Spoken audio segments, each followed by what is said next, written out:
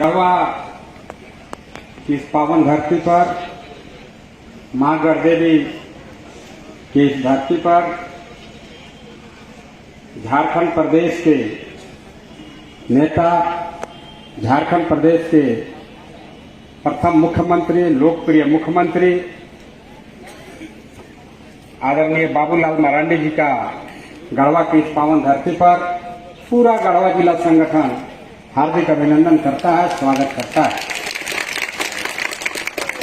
इस कार्यक्रम में हम लोग के बीच उपस्थित हैं गढ़वा जिला के कप्तान आदरणीय ओम प्रकाश केसरी जी, जिनके कुशल नेतृत्व, कुशल संगठनकर्ता, उनके अनुभव की वजह से गढ़वा जिला का संगठन दिन दुगना रात चौगुना तरक्की की ओर बढ़ रहा है।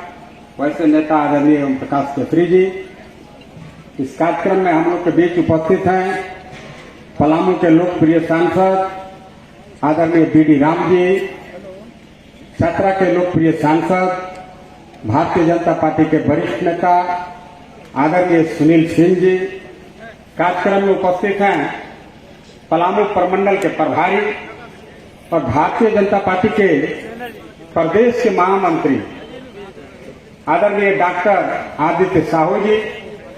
कार्यक्रम में उपस्थित हैं भारतीय जनता पार्टी के वरिष्ठ नेता हैं, जिन्होंने भारतीय जनता पार्टी तीसरी बार महामंत्री पद का दायित्व सौंपा है। कुशल संगठनकर्ता आदरणीय बाल मुकुंद सहाय जी हम लोग के बीच में उपस्थित हैं। कार्यक्रम में उपस्थित हैं भवनाथपुर विधानसभा के लोकप्रिय जुझारू विधायक आदरणीय भानु प्रताप शाही जी। उपस्थित हैं पलामू से, डाल्टनगंज से लोकप्रिय विधायक, जिन्हें पूरे विधानसभा के लोग काफी प्यार किया करते हैं, काफी युवा विधायक हैं, आदरणीय आलोक चौरसिया जी इस कार्यक्रम में हम लोग के बीच उपस्थित हैं। कार्यक्रम में उपस्थित हैं भारतीय जनता पार्टी के वरिष्ठ नेता आदरणीय जवाहर पासवान जी, आदरणीय मुकेश निरंजन सिन्हा जी। कार्यक्रम में उपस्थित हैं पूर्व में 4 बार यहाँ से विधायक रह चुके हैं आदरणीय गिरनाथ सिंह जी। 2009 में भारतीय जनता पार्टी के सिंबल पर गढ़वा विधानसभा से चुनाव लड़े हैं आदरणीय अलकनाथ पांडे जी। मैं भूल गया इस मंच के सफल संचालक और संगठन की दिन रात चिंता करते हैं आदरणीय संतोष जी, आदरणीय विकास स्वदेशी जी, मंचासीन सभी पार्टी के पदाधिकारीगण। समय का थोड़ा अभाव है, अभी हम जिन्हें सुनने आए हैं प्रदेश के जो पदाधिकारी हमारे मुख्य अतिथि आए हैं, लोग उनको सुनने के लिए यहाँ उपस्थित हुए हैं। मैं मंचासीन सभी पदाधिकारी का, सभी कार्यकर्ता बंधुओं का हार्दिक अभिनंदन करता हूँ। प्रेस मीडिया के लोगों का विशेष अभिनंदन करता हूँ।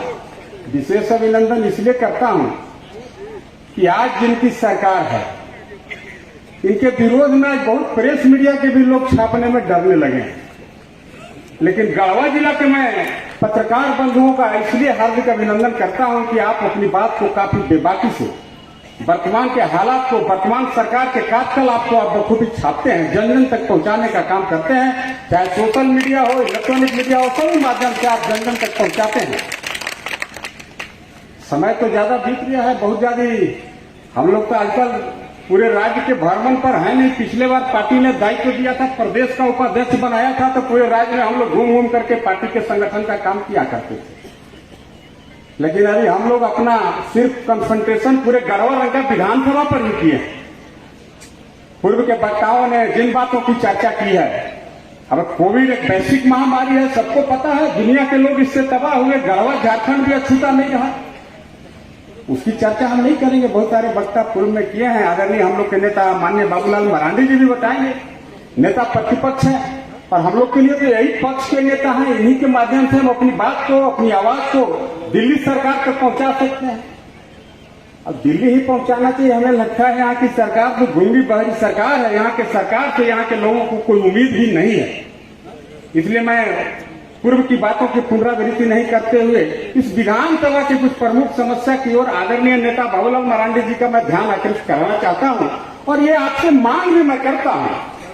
आज गढ़वा रंगा विधानसभा में पूरी एक तरह अराजकता का माहौल है। वैसे तो राजनीतिक भाषा भी है, लोग बोलते हैं अराजकता है, लेकिन यहाँ थोड़ा हद हो गया। यहाँ कानून व्यवस्था नाम की कोई चीज नहीं रह गई। लॉ एंड ऑर्डर को पहले कहा जाता था कि दीर्घा पर टांग दिया यहाँ का सरकार, लेकिन वर्तमान ये गूंगी बाड़ी हेमंत की सरकार दीर्घा में नहीं बल्कि कानून व्यवस्था को हमको लगता है अथमोनिया में डाल दिया। यहाँ के पुलिस प्रशासन के लोग, जिला प्रशासन के लोग अथमोनिया में झांक रहे हैं। बाहर के हालात का सूझ लेने का उनके पास कोई फुर्सत नहीं है। हाँ, आज अथमोनिया में से कुछ लोग बाहर भी निकल गए हैं। आदरणीय मुख्य अतिथि महोदय, वो कौन लोग निकल गए? हम लोगों ने आपके कार्यकाल में भी, मैं तो आपको राजनीतिक गुरु इसलिए भी मानता हूँ, मैंने राजनीति की कठारा आप ही से सीखी है। पहली बार हम लोगों ने 2009 में यहाँ से विधानसभा चुनाव जीता था। तब से लेकर के अपने 10 साल के कार्यकाल में मैं दावे के साथ, चुनौती के साथ कर सकता हूँ, हम लोगों ने अपने 10 साल के कार्यकाल में किसी अपराधी को बाहर सड़क पर नहीं घूमने दिया। सभी अपराधी को या तो हम लोगों ने जेल के सलाखों पर बंद करके रखा, या तो लोग बेबस और मजबूर होकर के इस राज्य और कम से कम इस विधानसभा को छोड़ करके भागने के लिए बेबस लेते। आज हालात बदतर है, किसको सुनाए, कहाँ जाएंगे यहाँ के लोग? कोई सुनने वाला नहीं। हम जरूर सौभाग्यशाली हैं कि आज हमारे बीच झारखंड के नेता आदरणीय बाबूलाल मरांडी जी हमारे बीच उपस्थित हुए हैं। हम आपके माध्यम से अपनी बातों को दिल्ली सरकार तक पहुंचाना चाहते हैं। इस अराजकता की बात को हम दिल्ली तक इसलिए पहुंचाना चाहते हैं क्योंकि राज्य सरकार से यहाँ के लोगों का उम्मीद टूट गया।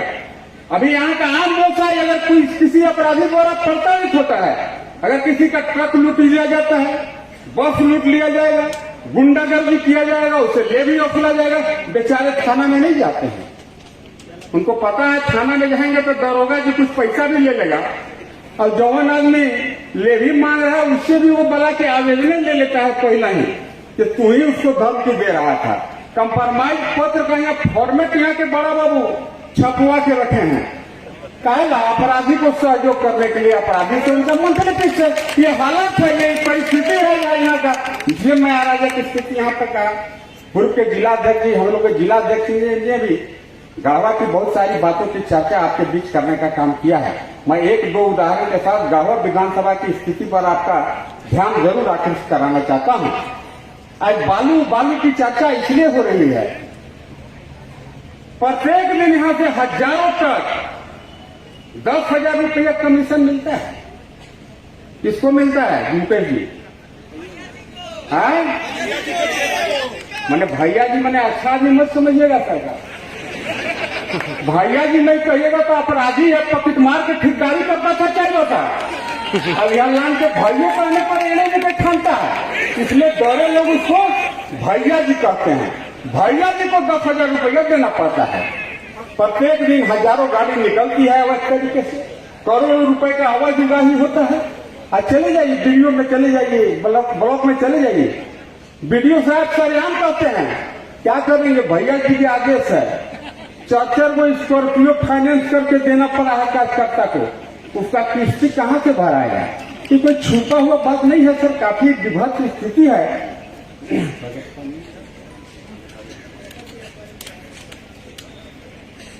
ज्यादा नहीं लेंगे, कम ही लेंगे। हम लोग लोकल नेता है, वाल्मीकि भैया प्रदेश के बाद बताएंगे।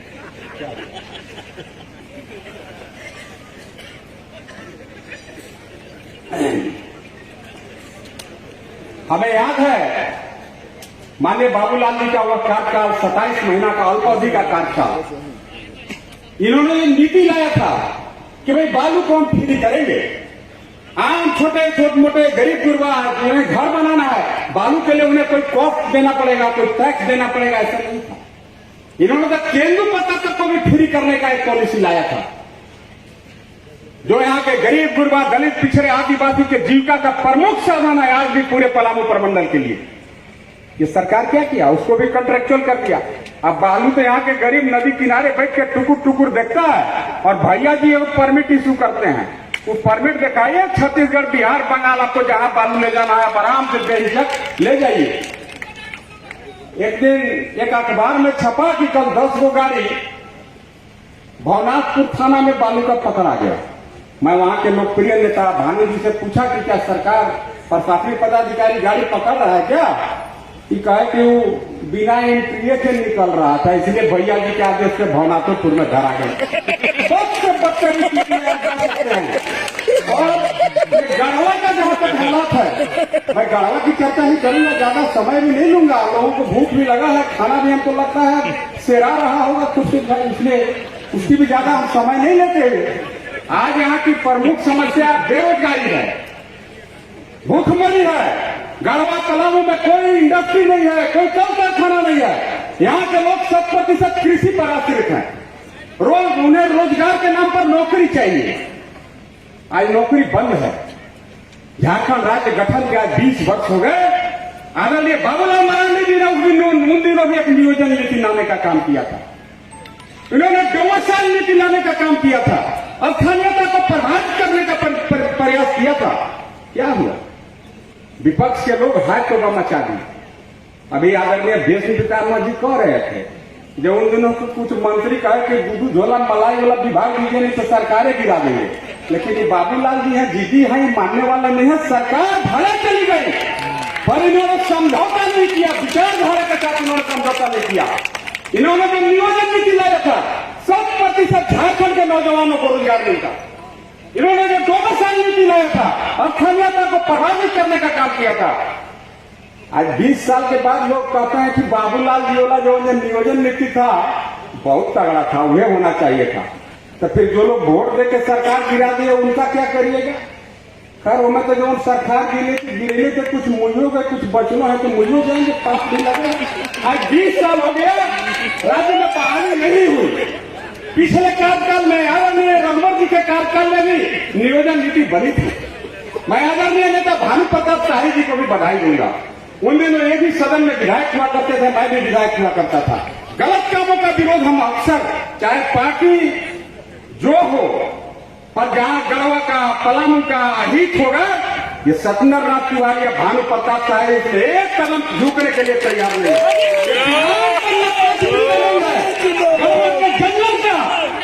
गढ़वा के लोगों का भला ये प्राथमिकता है। मित्रों आपको पता है हम लोग भारतीय जनता पार्टी के विधायक हुआ करते थे। उन दिनों भानु जी भाजपा के विधायक नहीं थे पर भितरैया हेल में चलिए रहा था। इन्होंने नियोजन नीति पर इन्होंने उठाया और सदन में मैं भारतीय जनता पार्टी का विधायक होते हुए भी जब गढ़वा पलामू जैसे 11 जिलों का उल्लेख हो रहा था, मैंने आवाज को सदन में बुलंद किया। आदरणीय भानु जी का मैंने साथ दिया। अब लोकप्रिय रघुवर दास जी की सरकार थी, उन्होंने सहानुभूति पूर्वक विचार किया। हम लोगों ने उनको चीजों को समझाने का प्रयास किया। मैं और भानु भाई थे। हम लोगों ने कहा ये नियोजन नीति गढ़वा पलामू सहित 11 जिलों के ये गांव पर तमाचा है। हमें विधायक रहने का कोई औचित्य नहीं है, विधायक रहना प्राथमिकता नहीं है कि विधायक की आएगी या जाएगी, पर इस नियोजन नीति में हम लोग खड़े हैं। उन दिनों की सरकार को भी हमने झुकाने का काम किया था। वो सरकार भारतीय जनता पार्टी का था। बाध्य होकर के सरकार को जब हम लोगों ने विषय वस्तु से अवगत कराया, आदरणीय रघुवर जी ने विधानसभा की एक कमेटी बनाई। उस कमेटी का सौभाग्य से मुझे भी सदस्य बनने का अवसर प्राप्त हुआ। कई राज्यों का कमेटी दौरा किया और हम लोगों ने एक अच्छा नियोजन नीति गढ़वा पलामू सहित 11 जिलों के लिए देने का काम किया, जो यहाँ के नौजवानों के नौकरी को रोकता था, यहाँ के नौजवानों के बेरोजगार बनाने के लिए बाधक था। तो पॉलिसी तो सबको पता है। पॉलिसी था कि गढ़वा पलामू बोकारो धनबाद सहित 11 जिला में अगर मास्टर का बहाली निकलता था। ये बात मैं इसलिए कह रहा हूँ कि सब तो सर्वज्ञ है, पर आप में से अगर कुछ लोग नहीं जानते हैं तो इसको जानिए। थोड़ा समय लगेगा, थोड़ा बर्दाश्त करिए। महामंत्री जी आप भी सही, ज्यादा बात तो कहना नहीं है। गिरिडीह दुमका पाकुड़ के चर्चा तो हम करेंगे नहीं, यहीं के करेंगे। वह नियोजन नीति क्या था? गढ़वा के लड़का जाकर के लोहरदगा में अब हेमंत सोरेन के दुमको में नौकरी के लिए फार्मे नहीं भर पाएगा, लेकिन दुमका के लड़का आराम से साइकिल चले आएगा और गढ़वा के बहाली में फार्म भर देगा। और दुमके वाला नहीं भरेगा। लालू भैया उन्होंने ट्रक में लोड करके बिहारियों को भेज देगा, छत्तीसगढ़ियों को भेज देगा। तो नौकरी में फार्म भरो, 2 नंबर के जाली सर्टिफिकेट लगाओ और नौकरी पाओ। अब गढ़वा के लेकर दुमका जाएगा नहीं, लेकिन दुमका के लेकर गढ़वा नौकरी लेगा। क्या यह नियम ठीक था सुनील माली? गलत था कि नहीं था? हम लोगों ने विरोध करके नया कानून लाया कि भाई गढ़वा में अगर बहाली होगा तो 100% गढ़वा के नौजवानों को नौकरी मिलेगा। अब दुमका में बहाली होगा तो दुमका के लोगों को मिले। मेरा दुमका से कोई बैर नहीं है, मेरा लोहरदगा, सिमडेगा, गिरिडीह, पाकुड़, जामताड़ा से कोई बैर नहीं है। भाई उनके यहाँ के बेरोजगार नौजवानों को, उन्हीं के यहाँ के लोगों को नौकरी मिलने का प्रावधान है, तो हम लोगों ने प्रावधान लाया कि गढ़वा में भी नौकरी 100% गढ़वा के लोगों को मिले। लेकिन अभी वर्तमान के सरकार के एक आधे विषय पर हम चर्चा करेंगे, ज्यादा समय हो गया है नो डाउट। एक आधे इसी नियोजन पर हम आपको बताएंगे। लेकिन अभी हेमंत जी ने भी एक नियोजन नीति लाया, आप लोग को पता है? हिंदी भाषा, हिंदी भर थोड़े हटेले, अभी जानिएगा तो गिरिए जाएगा क्या तुम्हारे आओ क्या काम किया तो कहा है। नियोजन नीति जो अभी बनाए हैं हेमंत जी, इनका कहना है कि अगर आपको नौकरी चाहिए तो 12 भाषा के नाम लिख के अनुमोदन दे दिए। भाई नौकरी अगर तरह चाहिए तो ये 12 भाषा तरह सतीश आना चाहिए। तो कौन कौन भाषा है आपको पता है? जब भाषा हम कहेंगे तो बढ़िया से उच्चारण नहीं कर पाइएगा ना लिख पाइएगा। वो भाषा का नाम है अंग्रेजी का, भोजपुर है, भाषा का नाम है उर्दू। उर्दू में लिखने आता है। खुर्शीद भाई देखिए नसीम जी आप पता है, ये तुष्टिकरण है। ये गढ़वा पलामू के लोगों के साथ तुष्टिकरण है। आज गढ़वा पलामू के अल्पसंख्यक समुदाय के लोग भी वर्तमान के महागठबंधन के विरोध में खड़े हैं। आज यहाँ कोई उर्दू के लिए कोई बहुत बड़ा इंस्टीट्यूशन नहीं है। यहाँ के लोगों को उर्दू पता है। यहाँ के बच्चे स्वाभाविक तौर से हिंदी में ही पढ़ते हैं, भोजपुरी समझते हैं, अंगिका समझते हैं, मगही समझते हैं। अरे हेमंत जी को लगा कि भाई आखिर ये लोग नौकरी तो ले लेगा, इनको नौकरी का हमको रोकना पड़ेगा। अब काहे नौकरी रोक रहे हैं गढ़वा पलामू के आदमी को? तेने हमारा आदमी नहीं जीतता है। तो वो कहा कि भैया जी कैसे जीत गया? अरे ये तो क्रिमिनल था, ऐसे जीत गया। अपना भारी क्रिमिनल हम कहाँ लग खोज के लाएंगे? इसका चर्चा तो एक अलग तरीके से करते हैं। यहाँ से उन्होंने कुछ भाषा को भी हटा दिया। कहा कि भाई अगर आपको हिंदी बोलने आता है आपको नौकरी नहीं मिलेगा। अब अलग भी अंग्रेजी पढ़ाते हैं इनका स्कूल में, लेकिन अंग्रेजी वाला का रोक दिया अलग जी। आपको पता है कि नहीं? आपके स्कूल के पता है ना भी स्कूल में अंग्रेजी चलता है, तो वहां के लोगों को नौकरी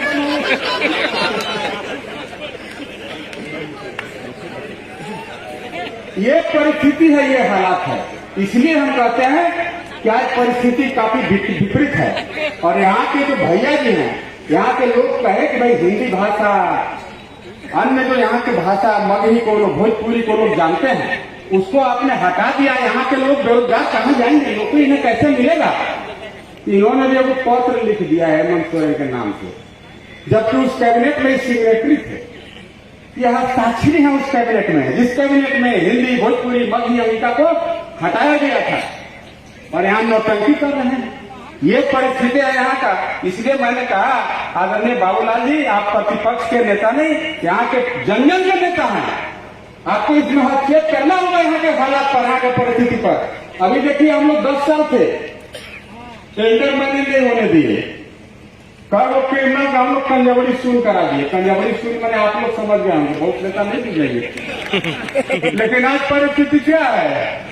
टेंडर अब डाल नहीं पाइएगा।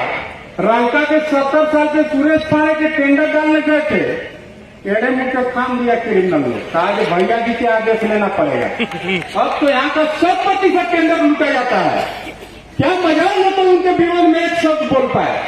ये परिस्थिति है यहाँ पर। यहाँ के लोग काफी अपने को असुरक्षित, असहाय महसूस करते हैं। अभी आदरणीय जिला अध्यक्ष जी कह रहे थे कि जीपी प्लाजा की मालकिन को पटक पटक के मासूम खान ने मारा। कितना बुरा स्थिति है। शहर के प्रतिष्ठित व्यवसाय घर के महिला को अगर मासूम खान कोई एक आम अपराधी नहीं है, वो रजिस्टर्ड अपराधी। इसलिए हम कह सकते हैं कि अपराधी मिथिलेश ठाकुर का प्रतिनिधि है। उसमें तो कोई मेरिट होगा, क्रिमिनल होगा तभी प्रतिनिधि बनाया है, ऐसे तो प्रतिनिधि बनाया नहीं होगा। उसको एड़े मुंह का खान दिया। वो महिला थाना में जाती है। अब दरोगा जी, सभी साहब जी लोग बैठ के लगे कंप्रोमाइज से कराने। कहे कि मैडम अगर आप नहीं मानिएगा तो क्रिमिनल तो जेल जाएगा मैडम, लेकिन हम लोग नहीं चाहते हैं कि आपको भी जेल जाना पड़े। बोला हम क्यों जेल जाएंगे? बोला भैया जी क्या जैसे कंप्रोमाइज कराओ, नहीं तो काउंटर केस करके दोनों के जेल भेजो। अब घरे बेचारी मैया क्या करेंगी, मैडम क्या करेंगी? मैडम कंप्रोमाइज पर साइन करके अपने चल दी। ये है परिस्थिति। यहाँ पर काफी अराजक स्थिति है। आदरणीय बाबूलाल जी, हमें लगता है कि पूरे झारखंड में कमोबेश जरूर यही परिस्थिति है। आज दिन हम लोग अखबार में भी पढ़ते रहते हैं, राष्ट्रपति शासन का इससे उपयुक्त अवसर नहीं हो सकता है, उससे विपरीत और कुछ हो नहीं सकता है इस राज्य के लिए। इसलिए मैं जरूर आपसे निवेदन करूंगा, भारत सरकार के गृह मंत्रालय इसमें हस्तक्षेप करे, एसआईटी का गठन करे। यहाँ के सोनकर समाज के लोग आज सड़क पर आ गए, 50 लाख रुपया का उनका जेवरात चोरी हो गया। मैंने उन दिनों भी कहा था कि अगर यह चोरी भैया जी के आवाज पर हुआ होता, अब हेमंत जी के आवाज पर चोरी हो जाता तो 15 मिनट में दरोगा सिपाही डर के उसको वसूल लेते, लेकिन भैया जी का फोन रहता तो 12 घंटा के अंदर में माल बरामद होता। आज तक माल बरामद नहीं हुआ। और चुनाव जीतने के लिए तो हेमंत सोरेन जितना झूठ बोले, हमको लगता है कि ऊपर में भगवानों अनुसार के उनको छोड़ दिया होगा कि जाओ तुम झूठ का भी सीमा लांग गया। आज नौजवान उनको गढ़वा में खोज रहे हैं। आज अनुबंध करने का हालात देखिए, पारा टीचर का हालात देखिए। आज तक कई लोग बैंक में अकाउंट अलग खोले थे कि पढ़ा लिखा लेकर के 5,000 और 7,000 महीना देने के लिए बोले थे, सब आसरा में बैठा है। हम तो कह सकते हैं कि हेमंत जी अगर बिना सिक्योरिटी के जनता के बीच में जाकर के वापस आने की स्थिति में नहीं है। लोगों में ये पखलाहट है, ये नाराजगी है। मैं आपसे ज्यादा कुछ और हमें लगता है ज्यादा बोलती कि कम, बहुत सारा विषय है, सभी विषय की चर्चा करना यहाँ संभव नहीं है। मैं एक मांग पत्र के रूप में आदरणीय बाबूलाल मरांडी जी को सौंपूंगा और मैं अपनी वाणी को विराम करता हूँ। इस उम्मीद और विश्वास के साथ गढ़वा विधानसभा से एक त्राहिमाम संदेश हम आपको सुपुर्द करेंगे। आप इसे भारत सरकार के गृह मंत्रालय तक जरूर भेजें और गढ़वा विधानसभा पर विशेष ध्यान रखें। धन्यवाद, नमस्कार।